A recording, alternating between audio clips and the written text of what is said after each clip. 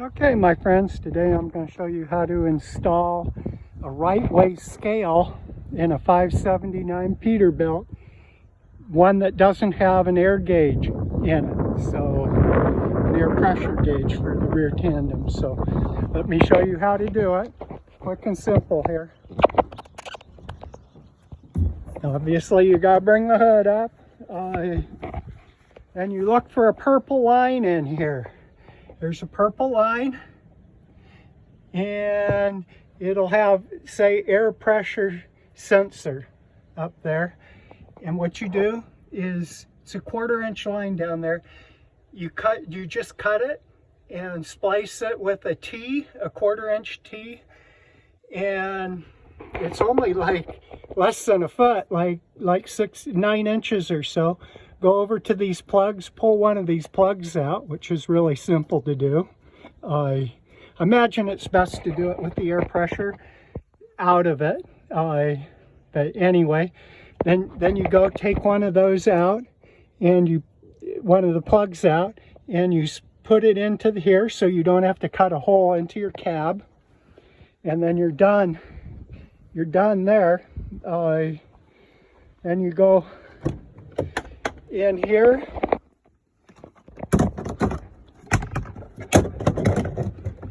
and you pull out these, and down here you go to the corresponding plug that you pulled out. I'm not sure where mine is, the one I pulled out. Anyway, you do that, and you put the air line in there, the 1/4 inch air line. You run it up to here. I've already got mine in. I'll show you how I did it. Hold on a minute. I'll pull things out in case you haven't ever pulled one of these out before. Okay. You take the one with the switches off first. It's best to do it with a plastic pry bar if you've got one. If not, just use a screwdriver, but it might make some marks. But anyway, there you go. Then you can pull this out. See, the guy I bought it from, I bought it with 400,000 miles on. He had a bunch of stuff drilled in here, and small things drilled in here too. But anyway, we'll get this out of here in a minute. There we go. Okay. Now, oh yeah, and that right-way scale, you can buy it on Amazon for about $110. You'll need to get a 2-inch hole saw. You can get them from Amazon for about 10 bucks.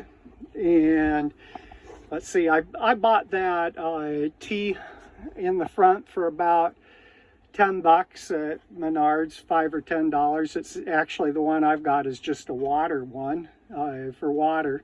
They probably make a better one for air pressure, but because water pressure is only up to 30 to 50 pounds, and air pressure up to 150. But anyway, it's worked fine for me so far. I don't know if it comes with a kit on Amazon that includes that or not. From what I saw the pictures, it didn't show any of the mounting hardware. They had a kit you could buy for it, for the trailer at least. But anyway, there's also, you'll also need to find unless you get it on Amazon, you'll need to find a flare fitting and a cap to put on here to plug into the right-way scale. But anyway, I've found it best if you take a 2x4, put it behind where you want to drill, and then you can drill it right in. You'll want to make sure that you don't mount it high enough or low enough that it hits these areas in here. That you want to make sure it can go behind, that it's into this deep recess. But anyway, I had a lot of trouble looking to find out how to do it if there wasn't an air pressure gauge already in here. But anyway, it makes it really simple. It takes less than The parts you'll need, of course, are that hole saw, 2-inch hole saw. You'll need about 10 foot of 1/4-inch line, 1/4-inch T, and whatever ferrule fitting and cap you'll need. I assume it will tell you on Amazon what type you'll need, in case you or you can wait till it comes and then you can find out the best.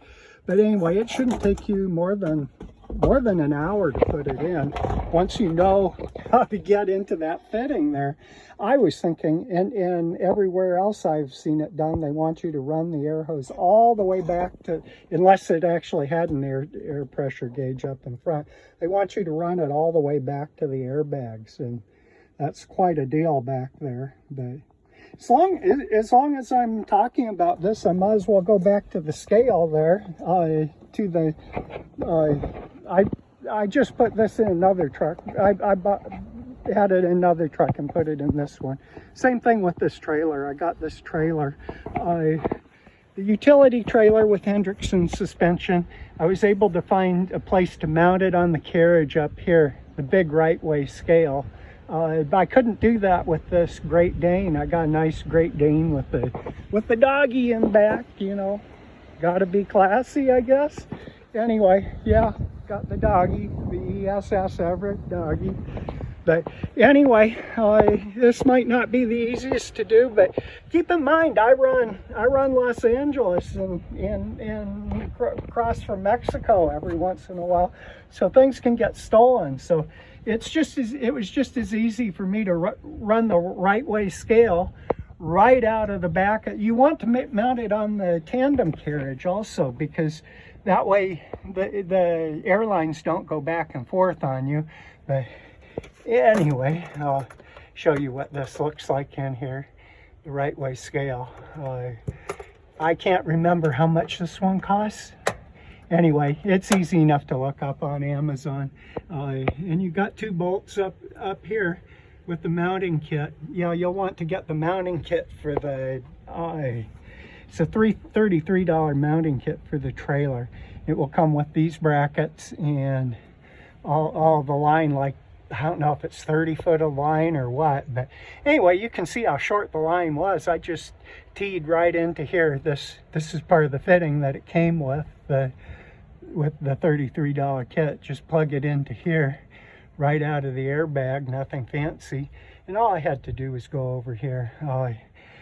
I had extra hose here that was hooked to the ferrule and didn't have an extra ferrule, so I've got Luke around here. But you know, as you can see, it's only like 1.5 feet, 2 foot of hose that you need. But anyway, this works pretty slick for the right-way scale.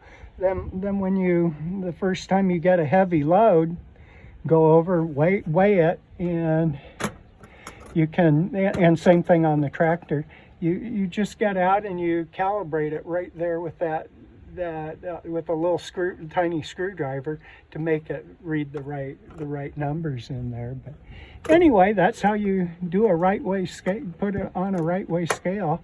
And this back one, at least this back one, you can do that probably. You might be able to do them both in an hour, but let's say 2 hours. Once you know how to do it, the hardest part is figuring out on the trailer where to mount it. And I might have saved you a couple of hours of frustration of trying to figure out. Just put it up here, make sure you've got enough clearance between the runners under the supports underneath and the carriage frame, so it can slide back and forth without any grief. But anyway, you guys have a fantastic day. I guess there, maybe I should show you who I am, like it matters, like we care. But anyway, no, I guess I won't. No. So I will talk with you guys another time. Goodbye.